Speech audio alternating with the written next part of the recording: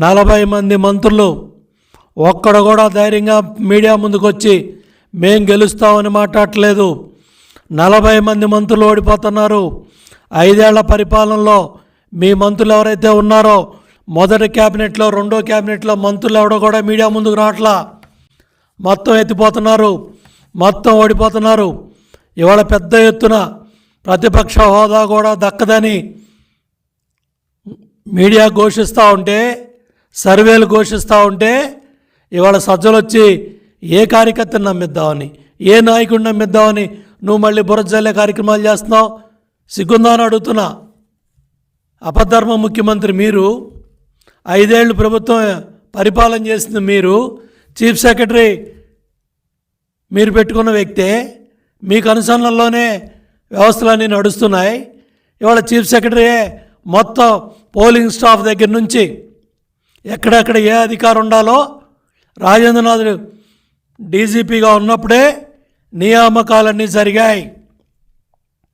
ఇవాళ ఈసీ మీద బురజల్లాలనో, తెలుగుదేశం పార్టీ మీద బురజల్లాలనో, ఎన్డీఏ కాటు మీద బురజల్లాలనో, కేంద్రం మీద బురజల్లాలనో ఇవాళ సజ్జల ఎత్తిపోయే మాటలు మాట్లాడుతూ ఉన్నాడు. భయం కళ్ళల్లో కనపడతా ఉంది, పిరిగితనం కళ్ళల్లో కనపడతా ఉంది. అపధర్మ ముఖ్యమంత్రి లండన్ పోయి వస్తాడో లేదో అనే డౌట్ కూడా సజ్జల రామకృష్ణారెడ్డి మాటల్లో డొల్లతనం బయటపడతా ఉంది. ఎందుకంటే సజ్జల భార్గవరెడ్డి ఎలక్షన్ అయిన 24 గంటల్లో జెండా ఎత్తేసాడు. మొత్తం సోషల్ మీడియా వైసీపీ దుకాణం బంద్ అయిపోయింది, కీలకతం అయిపోయింది. మొత్తం దుకాణం సర్దేశారు. మొత్తం సజ్జల భార్గవరెడ్డి జెండా ఎత్తేసి హైదరాబాద్ వెళ్ళిపోయాడు, పక్క రాష్ట్రాలకు వెళ్ళిపోయాడు. ఇవాళ నీ కొడుకే జెండా ఎత్తేసి వెళ్ళిపోతే నిన్న కార్యకర్తలు, నాయకులు కన్నీళ్లు తొడటానికి, వాళ్ళని ఓదార్చడానికి నిన్న జగన్ రెడ్డి మాటల్లో కాన్ఫిడెన్స్ కార్యకర్తలకి, నాయకులు దక్కపోయేపాటికి మళ్ళీ ఉదయం సజ్జల రామకృష్ణారెడ్డి వచ్చి మీడియా ముందు మళ్ళీ అసత్యాలు, అబద్ధాలు ప్రచారం చేస్తూ ఉన్నాడు.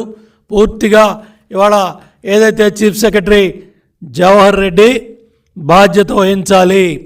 ఈ అల్లర్లకు కానీ, ఈ జరిగిన కార్యక్రమాలన్నీ కూడా ఏదైతే కీలకమైన స్థానాల్లో బాధ్యత గల అధికారులని పెట్టకపోవటం, తాడేపల్లి ప్యాలెస్ నుంచి ఈరోజుకి కూడా అక్కడ ధనంజయ రెడ్డి కావచ్చు, సజ్జల రామకృష్ణారెడ్డి కావచ్చు, రఘురామరెడ్డి కావచ్చు, ఎవరైతే అధికారులు ఉన్నారో వీళ్ళందరి కనుసన్నల్లో ఈ కార్యక్రమాలు జరుగుతున్నాయి.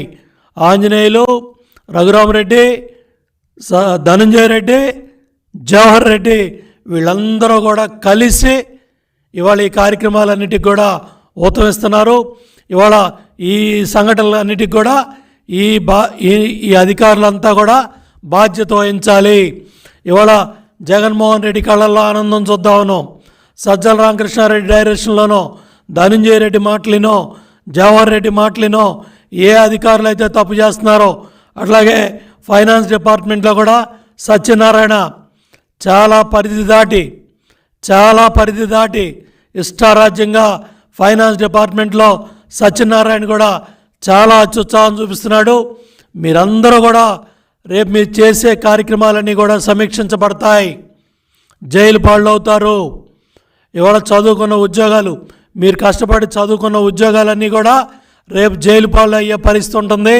ఇవాళ జగన్మోహన్ రెడ్డి మాటినో, ఏ సజ్జల రామకృష్ణారెడ్డి మాటినో మీరు చేసే అధికారులు చేసే తప్పులకి మీరు మూల్యం చెల్లించుకుంటారని కూడా నేను తెలియజేస్తా ఉన్నా.